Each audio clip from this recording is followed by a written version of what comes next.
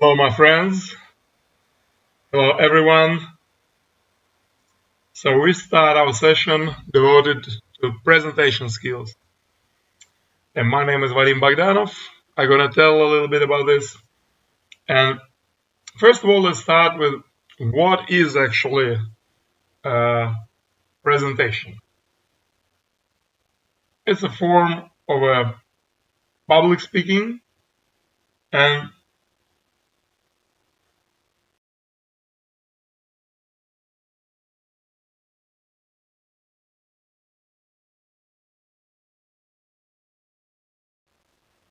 it's a form of a public speaking with a goal to present certain information.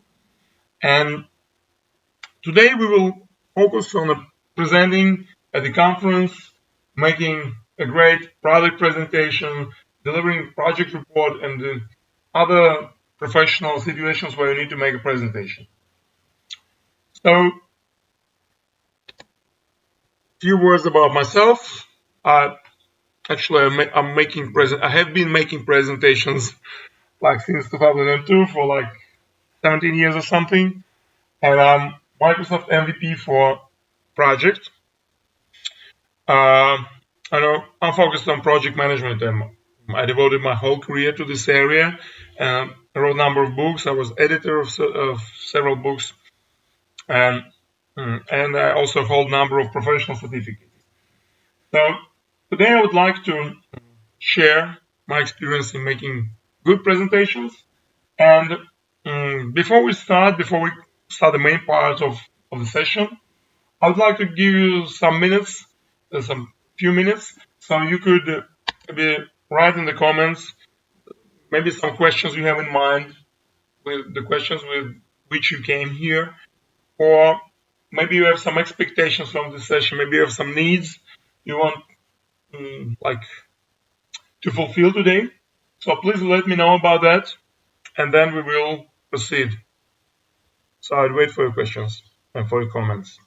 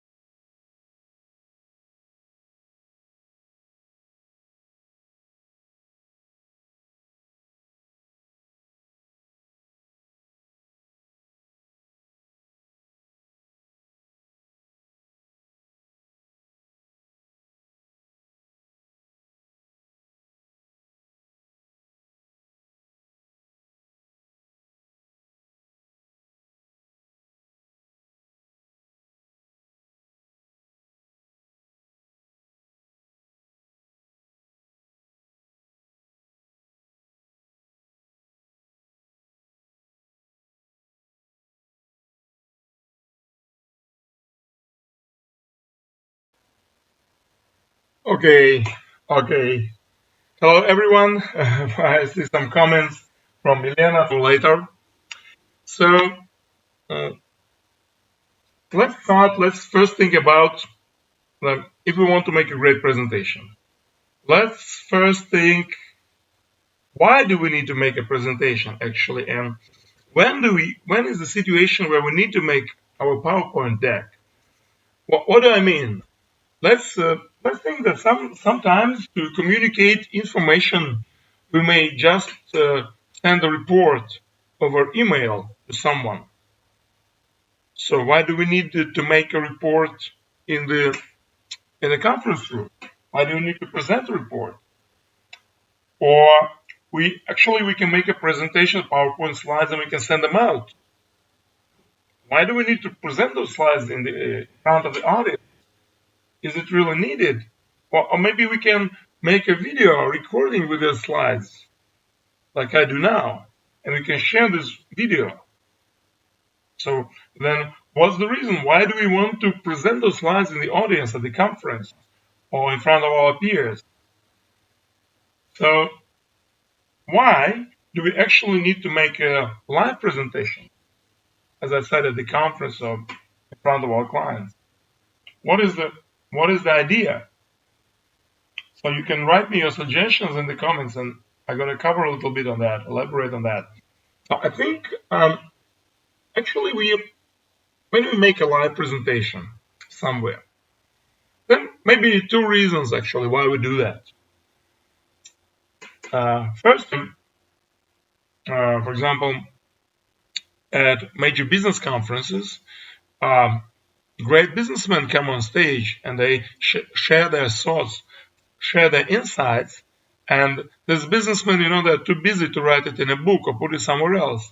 So the only way we can get this information is at the presentation during the conference. This may be the one reason we need to make a presentation. We need to attend a presentation. But most often, the information is written somewhere, as I said, in a book, in a report, somewhere on the slides. And so, in this case, we make a presentation maybe to highlight the key points of this information, maybe answer some questions, or maybe drive the audience to a certain decision, like to make a follow-up, to request a product quote, or etc. So that's why we might want to make a live presentation. And I would say that the key point, why do we make a presentation, is to facilitate interaction between the audience and the speaker, or between people in the audience themselves. We want our audience to ask questions, to share ideas, or to raise certain concerns. And that's why I think the main reason why we make a presentation, instead of sharing information in different ways, like email, reports, videos, etc., is that it gives us an opportunity to make an interaction. But there is a paradox that most speakers that I see, I would say roughly 80% of the speakers I see, they avoid this information, this interaction, making the presentation. They read their slides, just don't look at the audience, or sometimes they even turn with their backs to the audience and read from the screen.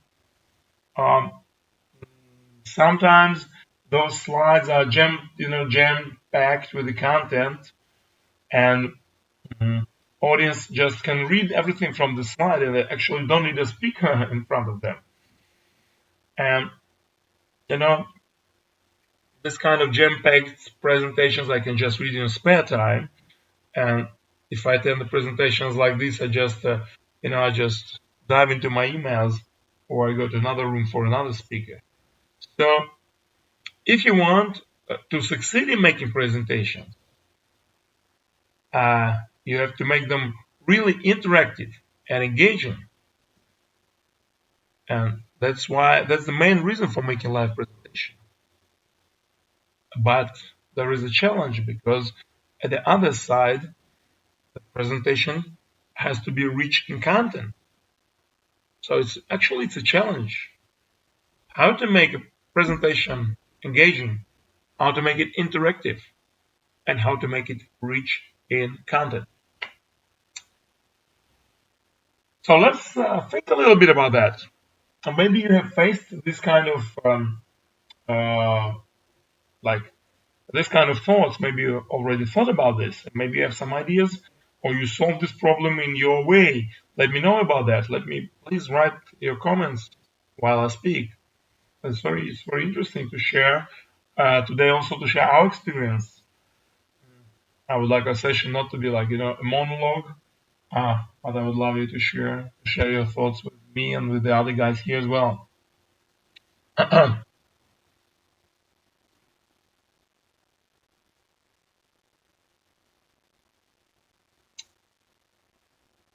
Okay, so I hope you will write something for me.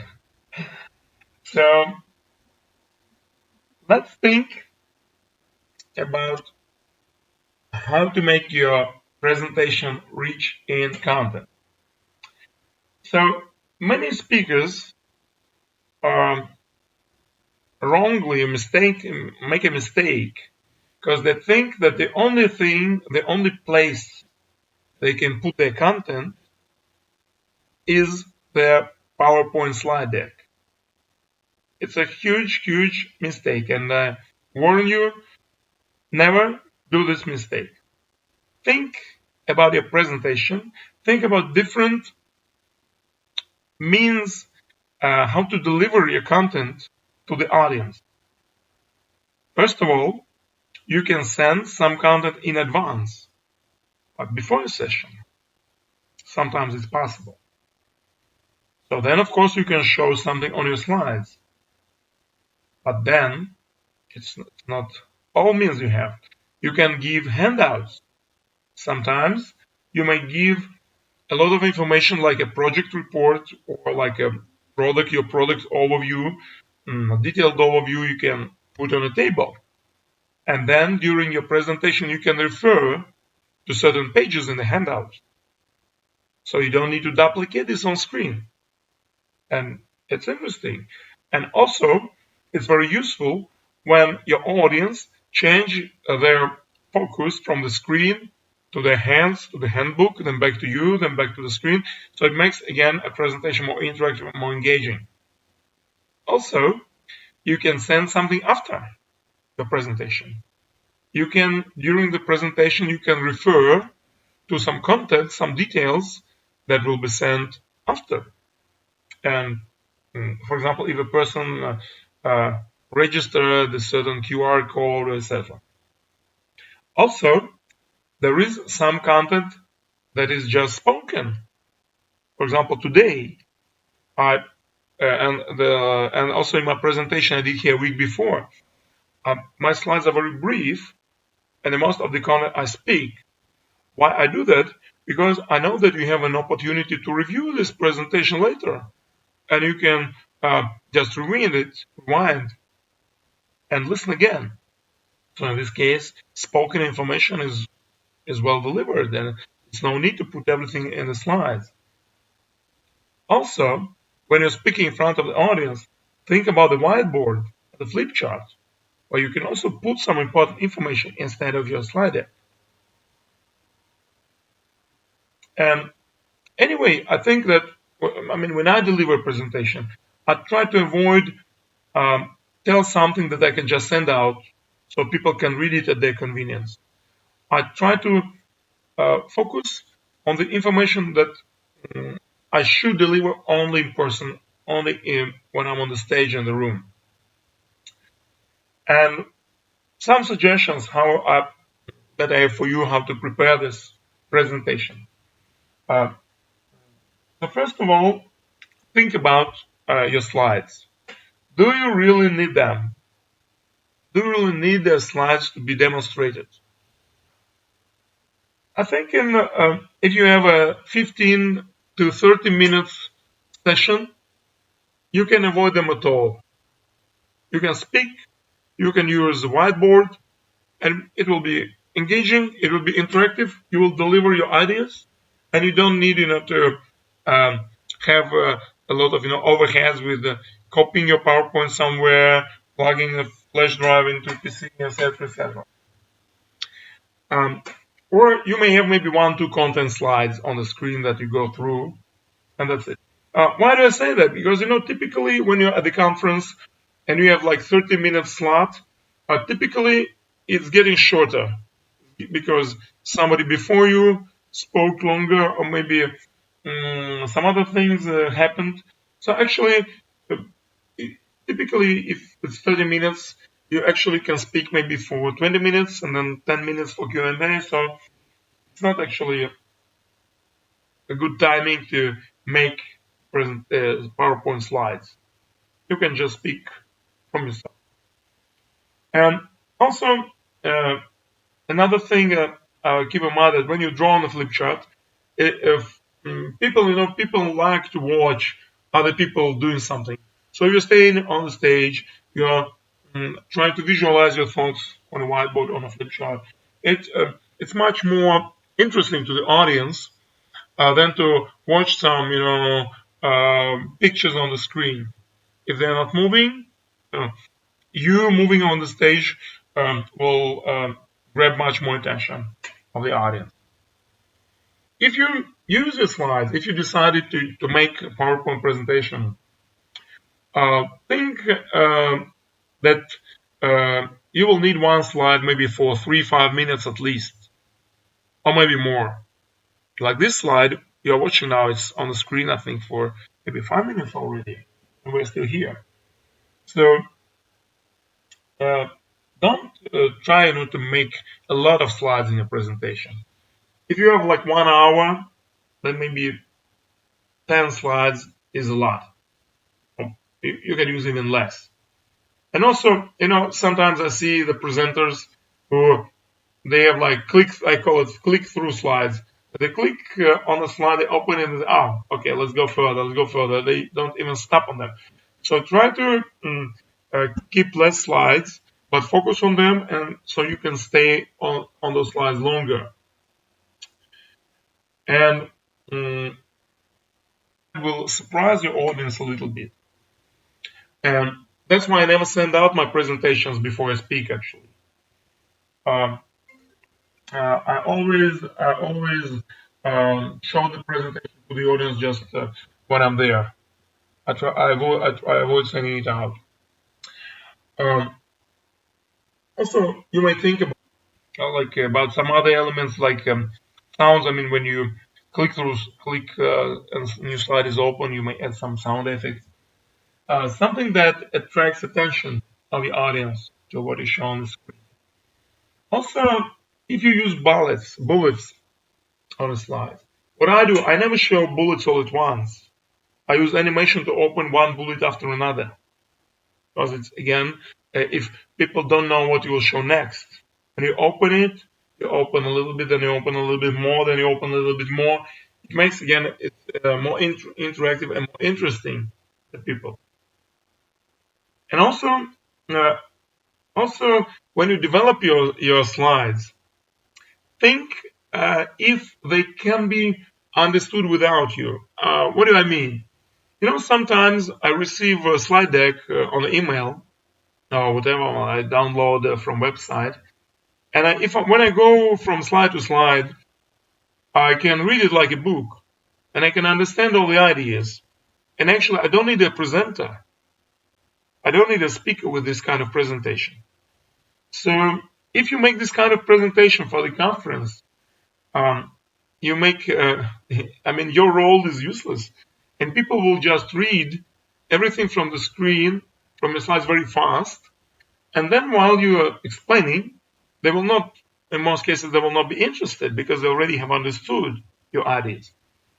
So typically what I do to grab the attention, I put also some key points on the slide, some few key points. Like on this slide, there is just one key point that I'm explaining you in person for like 15 minutes. And that's the value of me as a speaker. If I would put everything I'm just speaking about on slides, you will not be interested in listening to me. And my presentation will be dull for you. You will not focus on it. So that's what I mean. You have to think what content you put on slides and what content you will speak, what content will be spoken, what content will be on the whiteboard, etc. So typically, slides should contain only some key points. Maybe the slide you may use it for yourself as a reminder of something. It may have some great ideas or something like that. Sometimes when I have um, maybe 1 hour presentation masterclass, what do? I prepare just one slide for the 1 hour speech with a certain number of bullets, like topics, maybe 5 bullets, and I just open a bullet like a topic, and then I go to flip chart and I explain maybe for 10 minutes a certain concept. Then I open another bullet and I go to flip chart and explain the second concept and so on. And with this, I stay with one slide for an hour, and people are engaged. People, because it's interaction, because I draw something for them, I entertain them, and people like it. I just recently did this kind of masterclass last week, and I get like people loved it, and I get very good results. I achieved my goals, but on the other side, I didn't invest a lot of time making slides. I just had like 1 or 2 content slides for the 1 hour deck, for the 1 hour speech. It was good. It worked for me. So if we're thinking if we're thinking about the slides, if you'd like to make the presentation, what should be there? What is the minimum you should keep in your slides? Of course, uh, first of all, there is a title um, that can be open for the beginning, when the people get in the room, and etc. Uh, then, of course, your name and bio. But I use it, I don't read my bio from the screen. I try when I make sessions, I open this bio slide, but then I try to mm, explain in voice, when speaking, I try to explain my connection to the topic, how I started this topic, how many projects I managed, things like that, while people are reading my slide on the screen. So don't repeat it. Um, then the content slides. There may be one content slide for, as I just explained to you, for maybe 1 hour speech, maybe a few content slides. If you have a lot of content slides, if you do like a long training, like a 1 day training, then of course we need to put separators, like where we are, where we are. Where we stop at a certain point, we review what we did, we set expectations for the next content block, and so on. Of course, we need a summary at the end, like to summarize what we talked about. Of course, when you make a communication, you have certain goals, like we discussed in the previous podcast here. And so, typically, when you make a communication, you expect certain follow-up actions from your audience. So you have to make a slide with this follow-up call for action, like register on my website, download some content that explains this topic in more detail, like buy my product and so on. And finally, your contacts. So, by the way, you might notice I just put this slide specifically demonstrated. When I opened this slide like 3 or 4 minutes ago, you quickly read it, and I think most of you got all this idea very quickly. And so after that, when I spoke point by point, it was not very interesting for you, not very engaging. So if I would open it one by one point by one, it might be more interesting for you, because you will not know what's going further on the slide.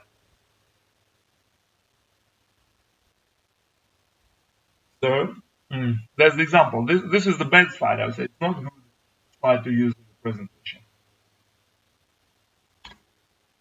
So now again, the good slide, interaction. But we discussed a little bit the content, how to build content, how to make a presentation interesting, what sorts of content you may use. Let's talk a little bit about interaction, the main reason for making a presentation. So what tools do you have, and you have to use them if you want to make a presentation really rock? I already noticed the whiteboard or flip chart. That is a great tool that grabs the attention of people, and you should think about using it. Maybe at a certain point of your presentation, you may, instead of putting some chart, some graph on a slide, you can better draw it in front of your audience with different colored markers, things like that. And it would do more for a presentation than if you put it on a slide, PowerPoint. The other interaction tool is making questions to the audience and maybe ask people to guess what will be next. For example, sometimes I open the slide with all bullets hidden and ask, what do you think, for example, what are typical problems in managing projects? People try to guess, and then I open the bullets one by one when they guess about them. It's interesting, makes it much more engaging and interactive. The other tool I use, I ask people to exchange their contacts, business cards, the contacts at the beginning of my session. If I'm at the conference and maybe I'm first speaker of the day, I do like a keynote, and I know that people don't know each other in the audience. I open a 2 minutes timer and give the chance people to just to turn right, turn left, and exchange the contacts. And people love it. People really love it. The other tool you can use, you can organize group in the audience to brainstorm on certain ideas, on certain problems, and then you may ask the groups what was their opinion on certain point. People love this because this form help them to talk to each other, to share ideas, and again, it's much better than just listening to a boring speaker on stage. So it's a good tool if you make a long presentation, like 1 hour plus. You can use this chance. People form groups and discuss some questions that you give to them. The other interaction tool that I use, I invite some people to the stage. For example, if people worked in groups and they got to certain conclusions, then I can give a microphone to the one person from a group to tell what their group have developed. And I can give the microphone just in the hall where I speak, or I can invite the people to the stage. I can invite this person to the stage. And it's a big fun. I mean, for the person itself, because many people, some people like to present, maybe some people don't like and they feel a little shocked about it, but they will never feel sleepy after that in your room. And the other thing is that, when a new person appears on the stage, it grabs the attention of the audience. And also, if this person is a part of this audience, it grabs much more attention from the audience. So again, it's interesting. People love it. Sometimes I remember on one of my trainings, I had maybe 300-400 people in the room, and I invited to the stage maybe 15 people. Totally, they share their plans, they discuss the problems in project management. And after that, one person told me that it was like I had a fear of stage for all my life. It was my first time I was on the stage in front of a big audience, and I had a chance to speak. So she really enjoyed that, and she was like thankful for that. So think about this kind of interaction. Of course, Q&A. The formal Q&A you can use at the end of the session. And don't forget that when people ask questions, if they don't have a microphone, you have to repeat the questions that you get from the audience and maybe rephrase a little bit so make it clear to the whole room. So this is also very important for the interaction part of the session. Don't forget about this, of course. So finally, we're coming to the middle of my session, and now it's time for you to write the questions in Q&A. So first of all, to make a presentation a success, structure the content. Think what will be sent, what will be shown, what will be spoken, and what will be written live, written on a whiteboard or on flip chart. Then plan interaction. So as I told, plan what part of your content you will speak, what part of your content you will uh, draw, when you will ask your audience some questions, maybe at what point you will organize groups, so and etc. etc. Of course, rehearse, train your presentation. If you're not that much experienced, you may train in front of your friends, your peers, in front of your mirror, whatever. But of course, you need to plan it. You need to rehearse um, and get ready to some technical problems you might have, especially if you prepare slides. So actually, be ready to prepare without any PowerPoint in case something goes wrong. And of course, as we also talked about it in previous podcast, learn lessons. Ask someone of your friends to record you on a phone, or maybe sit at a presentation and write down what was not very good. Or if he makes a recording for you, then you may review the recording.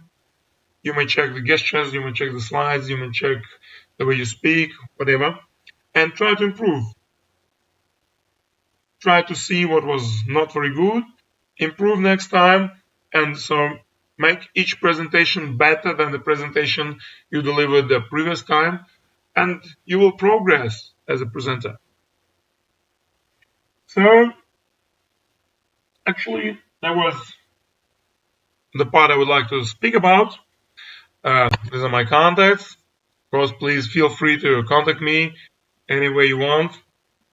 Of course, Facebook, I have Facebook, not listed here. You may easily find me there. And now we're gonna switch to your questions, guys.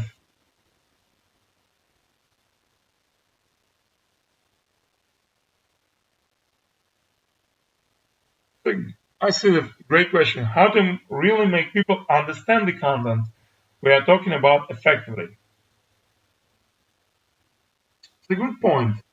How to ensure that people have understood your content?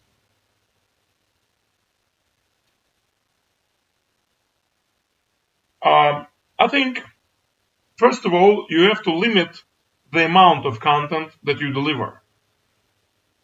Because you know that typically when you're at the conference or somewhere, people are tired, you may deliver in the office in the middle of the working day, so people cannot actually get a lot of information from you.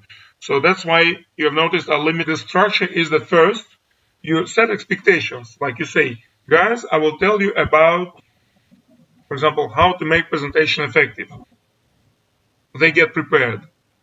Then, if you have time, you may ask them to ask, like, what are your problems in this area, for example, so they can give you some pain points.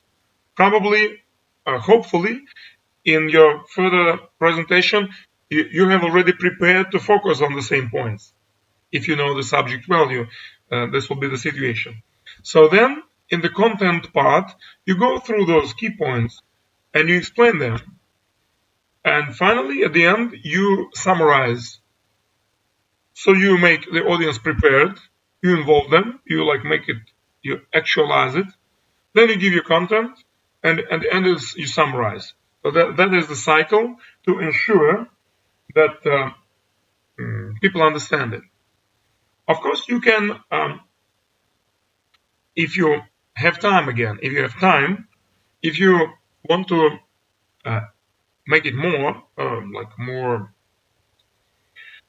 more educative and really understand that people have got this information, you may add some like case studies, you may add some tests, you may add some questions. Like for example, depending on the format of your presentation, depending on your goals. Um, mm, for example, um, I'm telling about like keep your slides short. Don't make too many slides. Okay, everybody understood it? Okay. Now now I can give you a case study. For example, this is the situation. Um, for example, I want to make a presentation on a certain topic. Please, in groups, develop the structure for the presentation. How many slides will be there? About what subject should I speak at each slide? And then people in groups elaborate on that. they make a structure of the presentation. They then each group report the results. You give the feedback, and with this you can check that people actually understood what you're talking about. Also, when the people discuss, different teams discuss the results, and they may argue between themselves. So again, it helps to get the information correctly. But this is more, like I would say, this is more like a format of the training, the presentation. When you want to train certain skills, you want to ensure that people got the information. Some approaches to fit for formulas and so on in the little volume. I have, for example, what I do? I have in one of my project management trainings, we train on earned value analysis. Earned value analysis is okay. It's also a set of formulas. If you're interested, you may check on the web what is it about. So I can tell you a little bit how I structure this piece of information, how I make sure that people really learn it. So what I do, first of all, they have textbooks in hands, printed with the main concepts and the main formulas from this analysis. They have them printed. But I don't show at the very beginning of the topic, I don't go to this page of my textbook. First of all, I give them a case study. I give them a project with a certain there's a situation described, and I ask them in groups to discuss and think if things are going good or going bad. So they discuss a lot and they cannot come to conclusion. I give them like 5 minutes or 10 minutes, but the result is the same. They cannot come to a conclusion because they don't have any analysis method. Then I say, okay, guys, now let me show you the method for this, to solve this problem. So you see that there is a problem you cannot solve. Okay, now this is the method. And then, first of all, on a flip chart, I explain, assuming I have a simple project with just one task with duration of 2 hours, and it's getting longer, it requires more work, how we can solve it. And I explain it, and while I explain, I refer them to the page in the textbook with the formulas written. So it's easy for them, quite easy, because I'm talking about something, and they can look through the formulas in their hands. So we solve this very simple case study. Then I go to more complicated task. I open all my slides. I open more complicated task, and we try to solve it on the screen, like one step after another. Like in 3 steps, we solve it. But in this case, I ask them questions. So I guess step 1, how do we solve it? And they give their suggestions. And when there's the right suggestion, I open it on the screen and shows they are correct. So we go step by step. So now they dig more in this method, and I see that they are familiar, they're familiarized with it. And then we go back to the case study, quite complicated, we started with. I say, now guys, you are in teams, you have 15 minutes to apply this method to this case study yourself and try to solve it. And I go from one team to another and check how they do it, to give some direction. So like 15 minutes, 10 minutes or 15 minutes passed. And then again, we go through, I explain how we should analyze this project, what should be the results. So I show the right answer. And so at the end of this exercise, people understand and they tell me, when I ask them, can you apply it now in your business? Yes, they can apply it to their business. And finally, in the materials I send out after the training, they have, of course, all the detailed information and formulas on how to use this. So, but this is a training part. It takes, this kind of exercise it takes about 45 minutes to explain the concept. If you have time for that, then you can use this approach, this or similar.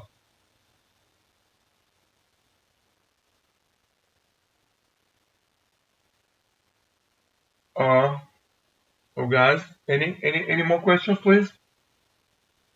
Also, while you are typing, I'm just sitting now in my room, in my office, and I just looked at my bookcase close to me, and what I noticed, I see here 1, 2, 3, 4, 5, like 10 books on making presentations, and And I think that also one of the secret of success is to constantly read books on how to make your presentation more effective. On Amazon, in English, there are lots of interesting books on, like, I have now team building activities here. I have movie clips, like 100 movie clips that are structured and they can be easily used in presentations. I have creative training techniques. I have here training openers and energizers, some exercises to open your training and close your session. So things like that. Check on Amazon section books for trainings, for trainers, train the trainers, something like that, and you find a lot of books to read there. How to make rememberable what you spoke. As Alexander asking me. Alexander, in the previous podcast we discussed setting realistic goals for your public speaking. So I don't think that this is a good goal, a realistic goal. If you think that you'll go out on stage and, people in the audience will remember what you said, it's not realistic. Adults may remember, I don't know, they remember your name in the best, or how you look like, maybe the name of your session. So I think the realistic goal is different. So when I explain, for example, earned value analysis, I try to explain people the benefits, how they can use it, so what their concepts behind, how it works, how can they use it in their business. And then I give them in supporting materials I send out, I give them idea how can they find it. For example, they can use Microsoft Project where it's built in and they don't actually need to calculate it. Or if they want to calculate themselves, they have the formulas in the textbook. So I don't want them to memorize something by heart. I don't think we can really achieve this goal. So now we have, we all believe in in a huge amount of information, like spreading around us, and it's not realistic to think that your audience will remember something. Last week we talked about that actually people remember you, they remember their emotions that your presentation caused. That's what they remember actually, but not the information that you deliver. And there are lots of research about that. You can check it online as well. Masumi asks how to make the session more fun. That's what I said. Make it more interactive. I named certain tools you can use. You can also, as I said, you can also check for openers, for closers, for energizers online. There's huge resources like 100 energizers or 100 openers. You may add videos, you can add music. Actually, I spoke about that in the previous podcast about public speaking generally. So today I focus more on making slides, but how to make effective public speaking, we spoke about that last week, and you can check it. So there were some suggestions about that.